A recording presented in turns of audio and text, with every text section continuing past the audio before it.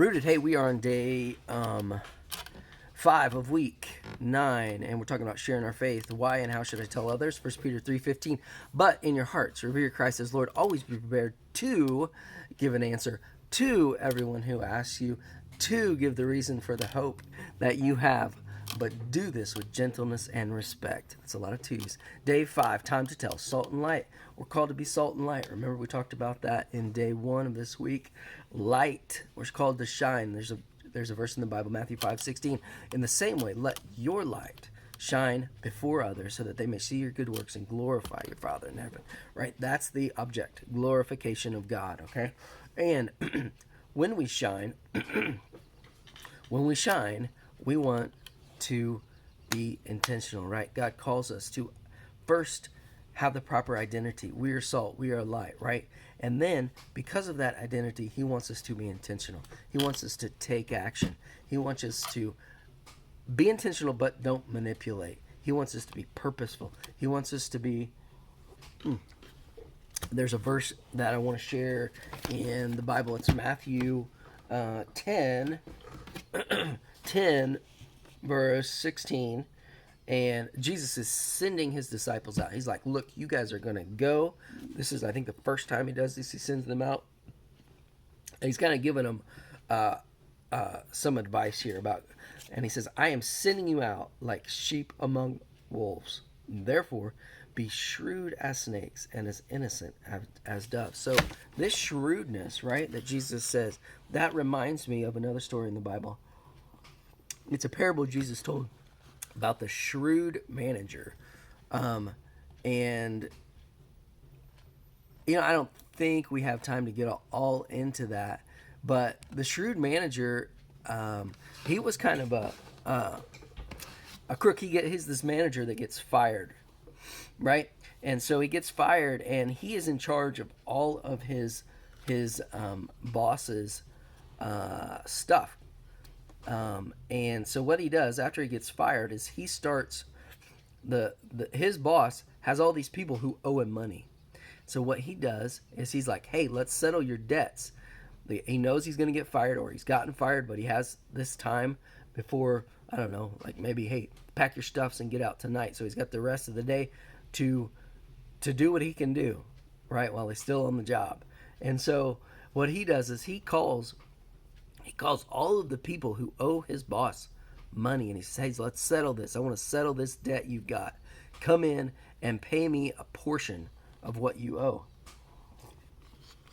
So what he does is he leverages those relationships so that he uses his power, his influence that he currently has under employment of this one guy, and he betters his relationships with these other people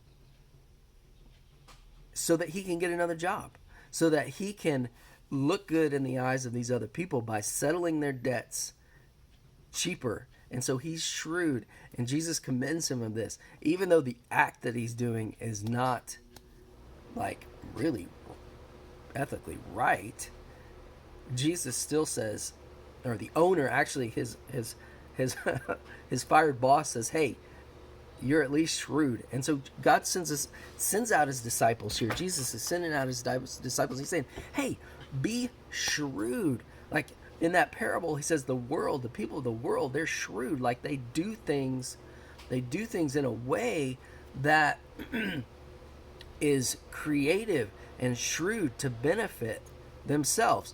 As Christians, we need to do that, but not to benefit ourselves. We need to do it to glorify God. So in this purposefulness, in this action taking, in this intentionality, we have to be creatively and shrewd. Like, how can I creatively bless this person? How can I get my foot in the door to meet my neighbor's need?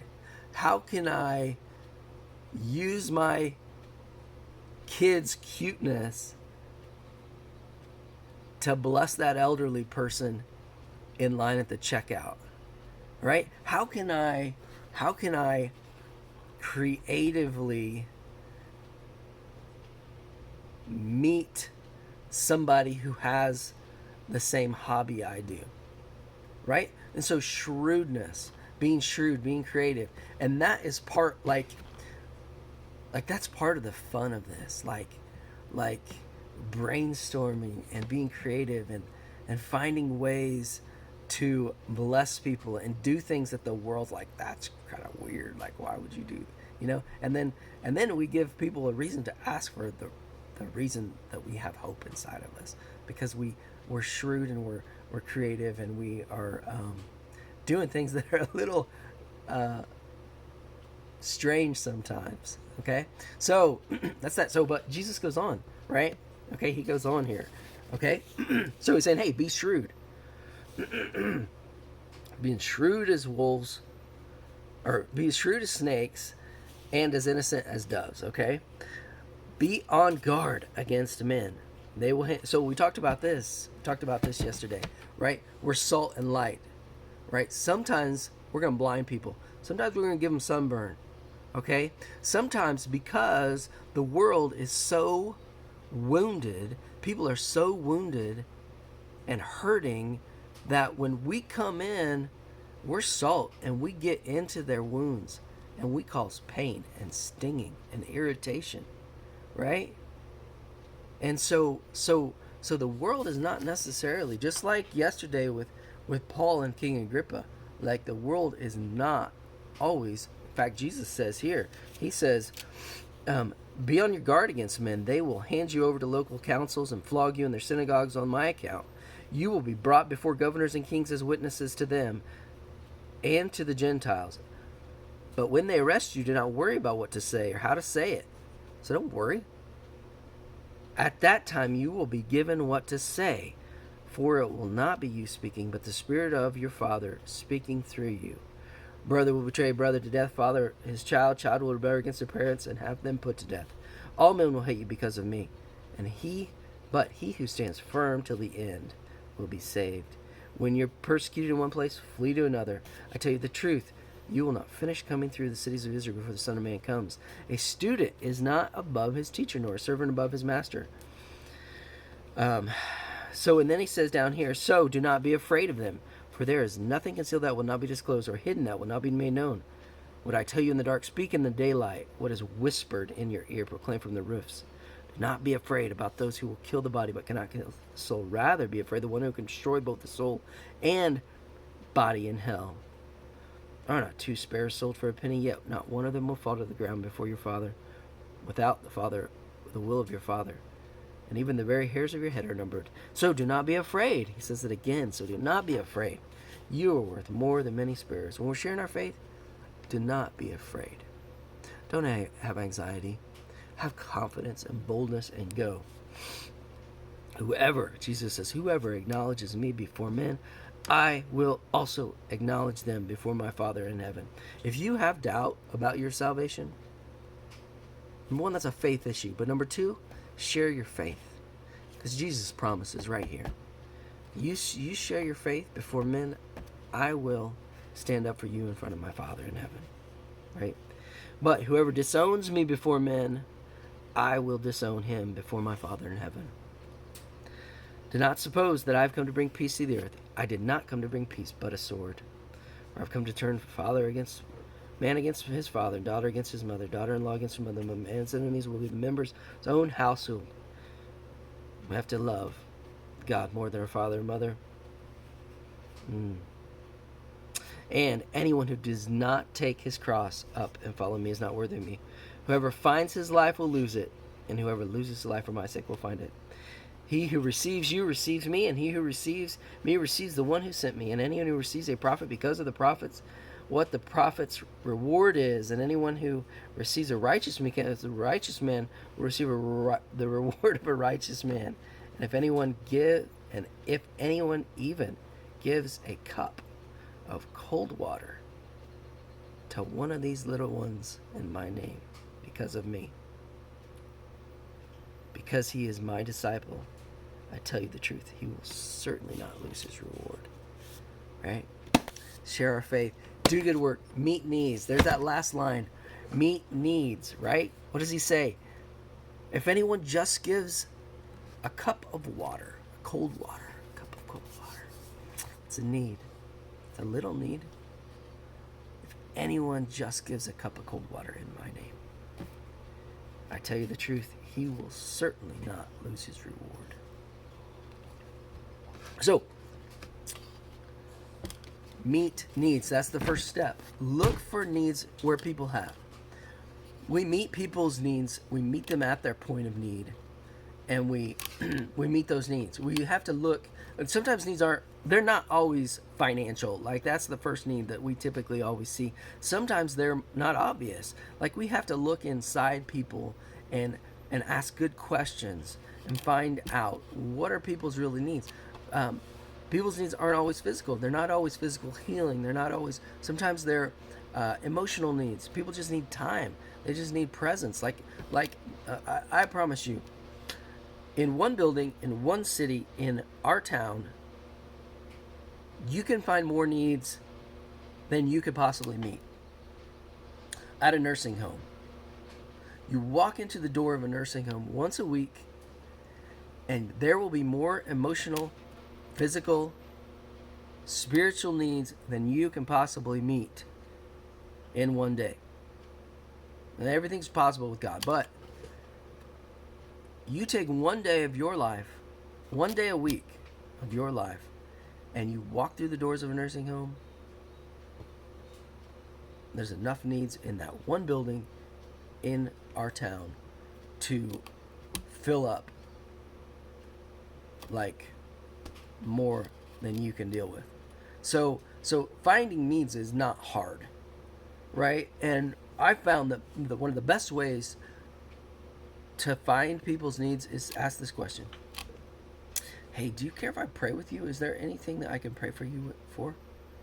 And typically that response is answered with a need that somebody has, that they're going through. Now, sometimes people will say, no, I'm not interested, but nobody ever punches me in the face when I ask that, right? Nobody ever spits on me or anything. Okay, so there's just a little nugget, all right? When we meet needs, what typically happens is we're going to make friends, all right? So that's the next step. Make friends, not projects, right? People are not projects. So a friendship is, I'm going to invest in you, I'm going to reap a reward. You're going to invest in me, you're going to reap a reward.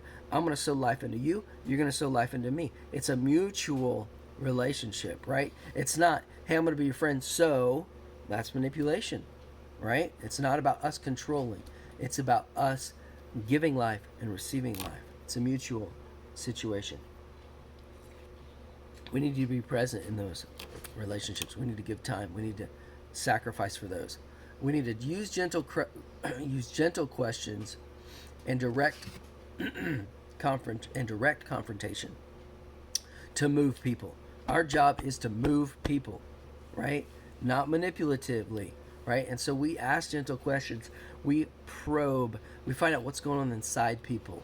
We find the truth with good questions, but we're not afraid to speak truth into people's situations. When people need to hear the truth, we need to be bold enough to say what the truth is in love, even if that's a little confrontational. Okay, so the other thing is we need to have a spiritual impact by partnering with God. Okay, we need to ask God. We partner with God, ask God to help us see where we can have a spiritual impact, and what are the opportunities we can do to ask God to bring people into our lives that we can do this. So needs will lead to friends, will lead to moving people. All right, needs are everywhere. We just need to ask God, jump in and meet those needs. As we do that, those will lead to friendships or deepen the friendships we have. Moving people towards Jesus is not just meeting needs and having deep friendships. If we stop there, we stop. We're wasting our time if we stop there. We have to move people towards Jesus. We have to say, I'm giving this cup of cold water in Jesus' name. Because just giving a cup of cold water, anybody can do that. The world can do that, right? But in Jesus' name, right? So we have to We have to bring our circles and overlap those circles. Bring God's story into their story with our story. We have to we have to not leave Jesus out, because he is the true friend they need. He is the one that will truly meet the needs that they have. Right? How do we do this? We don't force Jesus. When we bring Jesus in, we don't force Jesus. All right, our verse shares 1 Peter 3, 15 through 16. But do this with gentleness and respect. When people ask you for the hope that you have, do this with gentleness and respect. Be patient. God will open the door when he's ready to open the door. So don't force it. Be patient and wait. Our faith sharing should be natural and fluid. It shouldn't be abrupt and choppy and in your face, right? It isn't about us, right? It's about glorifying God. It's about Christ taking our broken lives, restoring those lives to the creation that we were created originally to be, and us sharing that hope with others. Jesus is the great healer. He's the shalom maker. He wants to bring heaven into your kingdom, into your life, and restore it. So, hey, I got to run, guys.